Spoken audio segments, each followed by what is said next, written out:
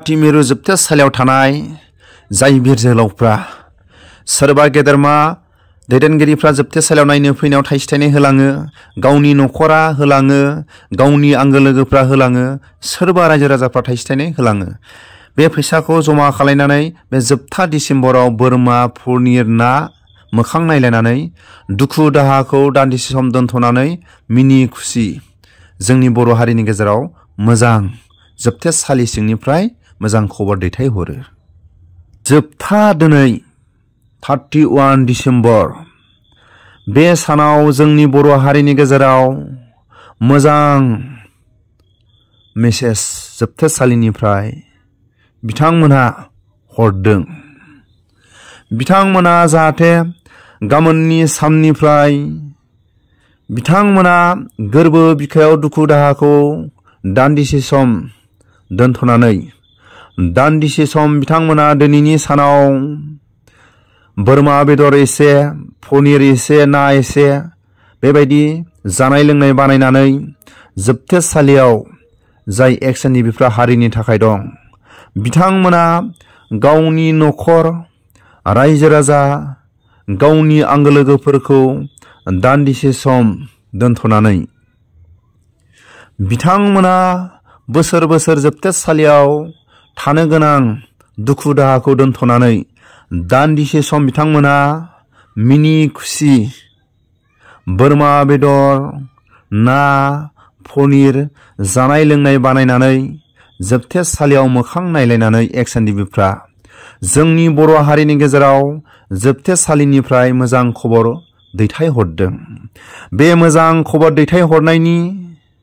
मोजां खबरानो जाहैबाय गाबोननि साननिफ्राय गोदान बोसोर। बे गोदान बोसोराव जाहाथे बिटिआर सान्थि सुक्तिनि खामानिखौ जाहाथे जोंनि बर' हारिनि गेदेरमा दैदेनगिरि, रायजो राजा, गाव गावनि न'खर, गावनि आंगो लोगोफ्रा जाहाथे बिटिआर सान्थि सुक्तिनि मावनो गोनां खामानिफोरखौ जाहाथे मोजां मावफुंलांनो हायो। गावनि न'खर, गेदेरमा रायजो राजाफोरनि न'खर दानाय, जोंनि बर' हारिनि दल संगठननि गेदेरमा रायजो राजा, जाय गेदेरमा दैदेनगिरिफोरखौ जाहाथे जोबथेसालि सिंनिफ्राय बिथांमोना मोजां खबर हरो। बे मोजां खबर दैथायहरनायानो जाहैबाय जोंनि बर' हारिनि मोनफ्रोमबो दल संगठना जोंनि बर' हारिनि समाजनि खामानि मावग्रा, गावनि गथ' गथाय बयबो जाय फरायसाफ्रा फरायनायनि लामायाव सोरबा साख्रि बाख्रि मावनाय, हारिनि खामानि मावग्रा, समाजनि खामानि मावग्रा गाबोननि साननिफ्राय जाहाथे मोजां खामानि मावलांनो हायो। जोबथेसालि सिंनिफ्राय बिथांमोना गोरबो बिखाजों गेदेरमा रायजो राजाफोरनि खाथियाव बे मोजां खबरखौनो दैथायहरो। लोगोसे जोंनि बर' हारिनि गेदेरमा दैदेनगिरि, जाय बिटिआर सान्थि सुक्तिनि जाय गेदेरमा दैदेनगिरिफ्रा हर सान खामानि मावदों जाहाथे गाबोननि साननिफ्राय जाहाथे जोबथेसालियाव थाग्राफोरखौ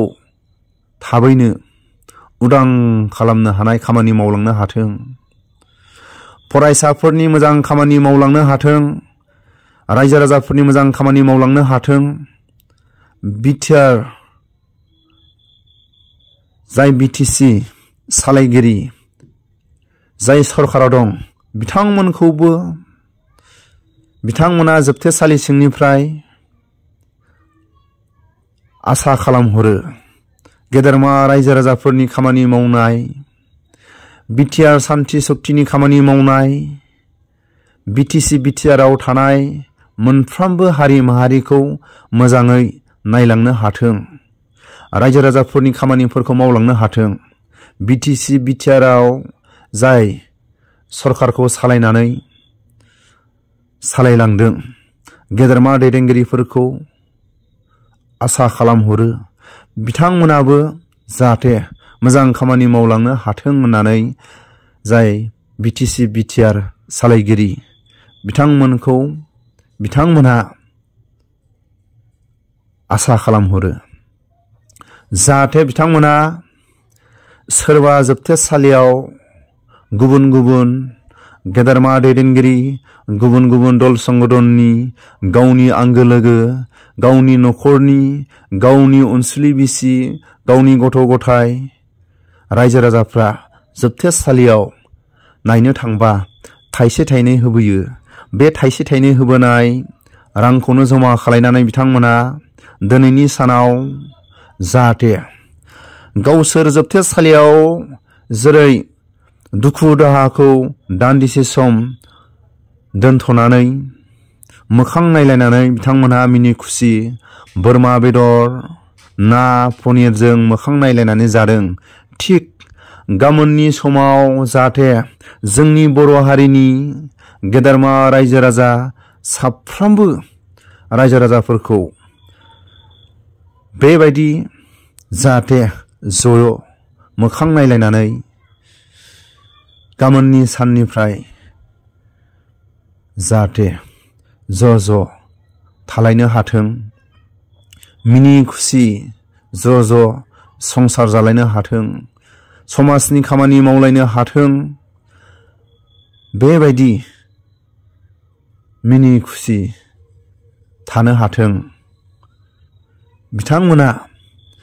बेबायदि दरसे दरनै बेदर जानानै रायजो राजाफ्राबो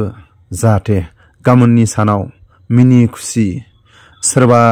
रंजाग्रा सोरबा पार्टि जाग्रा बिथांमोना जाहाथे गाबोननि सानाव बयबो जाहाथे रंजा बाजा मिनि खुसि बरायनो हाथों बे मेसेजखौ दैथायहरो बेखिनि जोबथेसालिनि मेसेजखौ आं गेदेरमा रायजो राजाफोरनि खाथियाव जोबथेसालियाव थानाय जाय बिर जोहोलावफ्रा रायजो राजाफोरनि गेदेरमा रायजो राजाफोरनि न'खरनि गावनि लोगोफोरनि जोबथेसालियाव नायनो थाङोब्ला थाइसे थाइनै थाखा फैसा होबोनायखौनो ज' खालायनानै जोबथेसालि सिङाव